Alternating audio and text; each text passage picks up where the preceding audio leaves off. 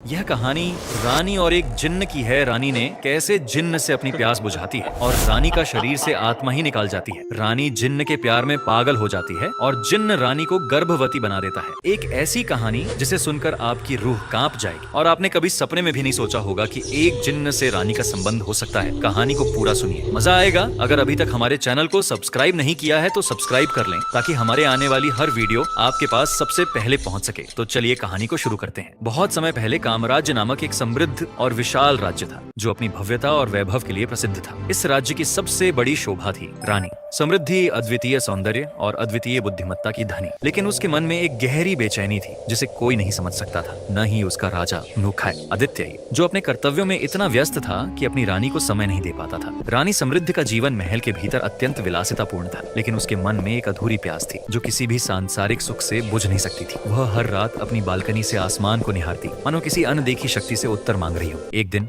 राजकुमारी नैना सुबेर, जो उसकी सगी बहन और सबसे करीबी मित्र थी, रानी को जंगल की सैर पर ले गई। ठंडी हवा और प्रकृति की शांति ने रानी के हृदय को हल्का किया। लेकिन तभी उन्होंने एक रहस्यमयी साधु को देखा जो एक विशाल वृक्ष के नीचे ध्यानस्थ बैठा था। रानी ने जिज्ञासावश पूछा, हे साधु, आप यहाँ इस निर्जन जंगल में क्या कर रहे हैं? साधु ने अपनी आंखें खोली और मुस्कुराते हुए कहा, मैं यहाँ नहीं बल्कि तुम्हारे भीतर की बेचैनी को देखने आया हूँ। रानी और नैना दोनों ही अचंभित रह गई। रानी ने आशंकित होकर पूछा, तुम मेरे मन की बात कैसे जानते हो? साधु ने अपनी झोली से एक कौन सा चमकीला चिराग मन निकाला और कहा, ये एक जादुई चिराग है। जब तुम इसे रगड़ोगी तो एक शक्तिशाली जिन्ना प्रकट होगा जो तुम्हारी हर ख्वाहिश पूरी करेगा। लेकिन याद रखना, हर इच्छा की एक कीमत होती है, तुम्हारी आत्मा का एक हिस्सा। राजकुमारी नैना ने भयभीत होकर रानी से कहा, बहन, ये मतलब इच्छाओं का कोई अंत नहीं और यह चिराग खतरनाक लग रहा है। पर रानी समृद्धि ने चेतावनी को अनदेखा कर दिया और चिराग अपने साथ महल ले आई। रात के अंधेरे में जब पूरा महल सो रहा था, रानी ने चिराग को हल्के हाथों से रगड़ा। अचानक धुएं का एक विशाल गुब्बार उठा और उसके सामने एक शक्तिशाली यजमान जिन्न प्रकट हुआ। हे रानी समृद्धि, मैं तुम्हारी सेवा में हूँ, तुम्हारी जो भी इच्छा हो कहो। जिन्न की गूंजती आवाज से कमरा थर्रा उठा। रानी ने एक पल सोचा, फिर कहा, मुझे वह खुशी दो जो कभी खत्म न हो। जिन्न ने अपनी शक्तियां चलाई और रानी के मन में एक असीम आनंद उमड़ पड़ा। लेकिन अगली सुबह जब वह जागी तो उसे अपने अंदर एक अजीब हल्का महसूस हुआ, मानो उसकी आत्मा का एक टुकड़ा कहीं खो गया हो। पर यह हल्कापन उसे रोक नहीं सका। उसने फिर चिराग को रगड़ा और मांगा, मुझे अनंत सौंदर्य चाहिए। जिन्न मोक्ष ने उसकी इच्छा पूरी कर दी और उसकी सुंदरता दिव्य हो गई। महल के सभी लोग उसकी बढ़ती चमक से स्तब्ध थे, लेकिन राजा आदित्य को यह बदलाव अस्वाभाविक लगा। रानी अब जिन्न के चिराग की आदी हो चुकी थी। हर रात वह नई नई इच्छाएं मांगती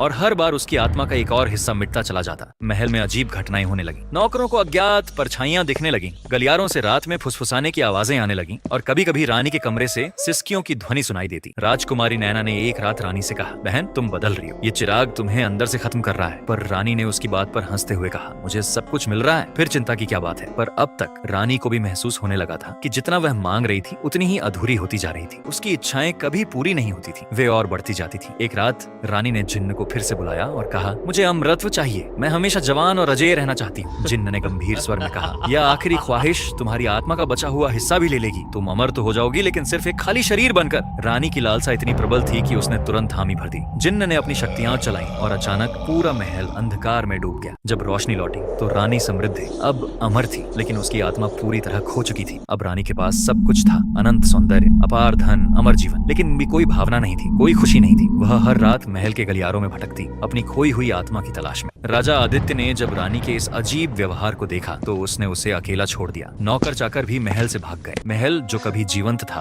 अब एक श्रापित खंडहर में बन चुका था। कहते हैं कि आज भी उस महल में रानी समृद्धि की परछाई देखी जाती है। रात के समय यात्रियों को एक स्त्री की सिसकियों और फुसफुसाहटों देखना की आवाजें सुनाई देती हैं, जो कहती हैं, इच्छाओं पर काबू रखना सीखो वरना वे तुम्हें खत्म कर देंगी, जैसे उन्होंने मुझे खत्म कर दिया। इस कहानी से हमें यह सीख मिलती है कि सभेशिन लालच और अनियंत्रित इच्छाएं अंततः विनाश का कारण बनती है। रानी समृद्धि ने अपनी आत्मा को इच्छाओं के बदले गंवा दिया और उसका परिणाम ये हुआ कि वह अमर होकर भी श्रापित रह गई।